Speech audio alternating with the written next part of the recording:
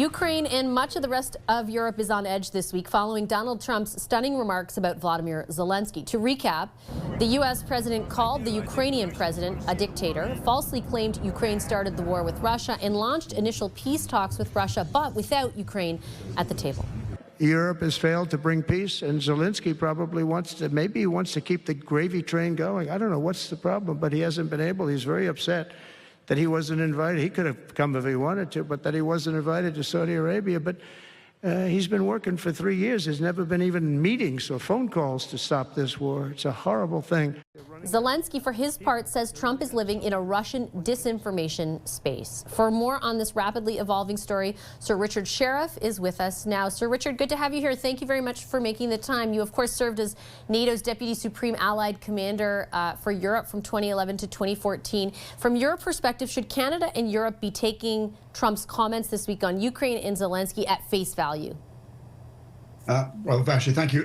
Thank you very much for having me on your program. I think we have to accept Trump as we find him, not as we'd like to find him. And absolutely, what he has said is, I mean, one can get steamed up about it, but the fact is that it is beyond the pale. It demeans America and it demeans himself. And he is parroting Putin. He is creating the conditions for Putin to achieve his maximalist aims in Ukraine, and then to move on into Eastern Europe and elsewhere. And the risk that poses to transatlantic security cannot be overstated.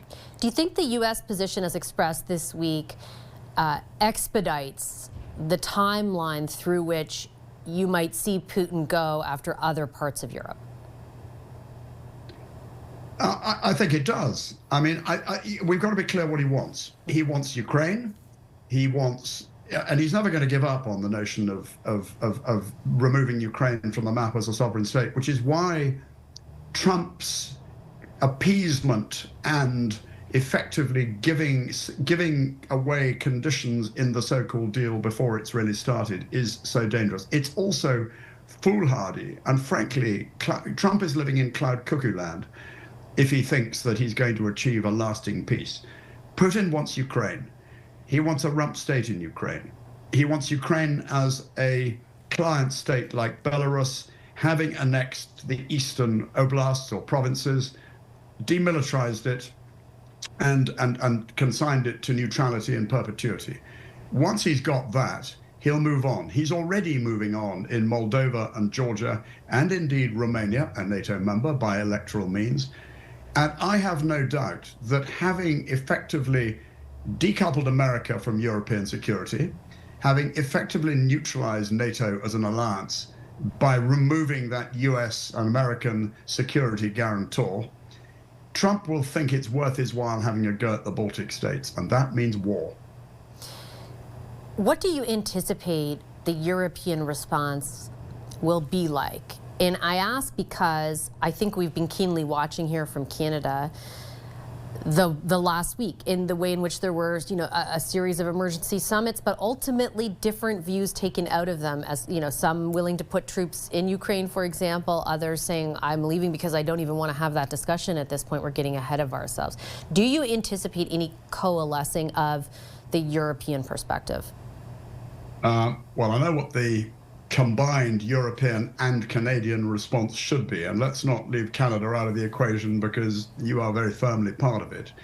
And that is a resounding statement, a bold statement to Ukraine of total support to achieve Ukraine's aims in Ukraine against Russia. In other words, a strategy, combined strategy by Europe and Canada to defeat Russia in Ukraine, because that is the only way this war is going to stop.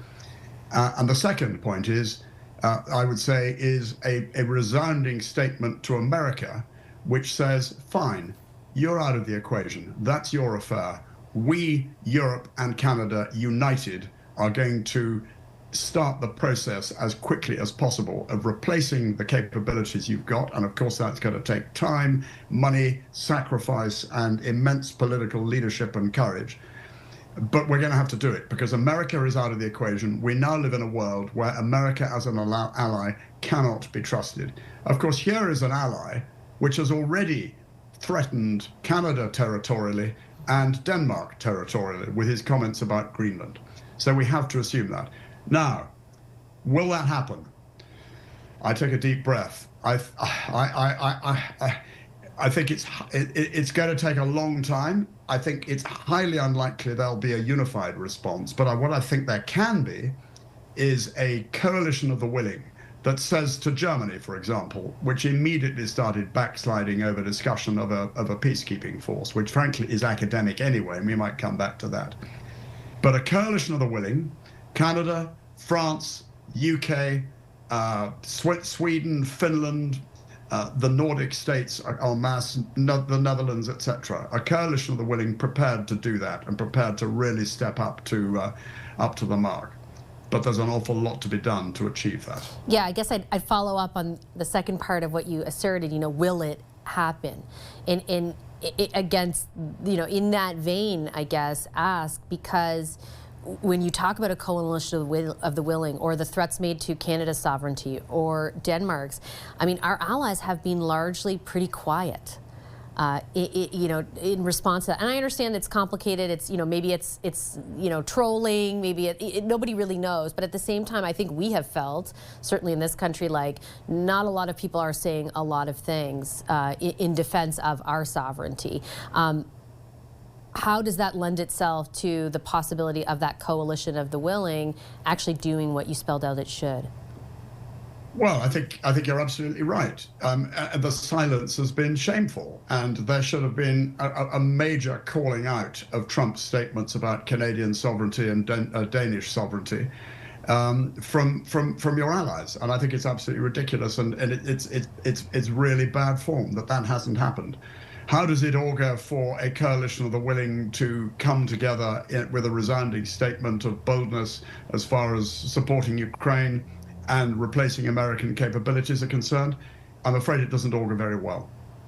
What are the stakes if Europe and Canada does not find a way to counter the U.S. reversal of position in Ukraine? What are the stakes if this doesn't happen?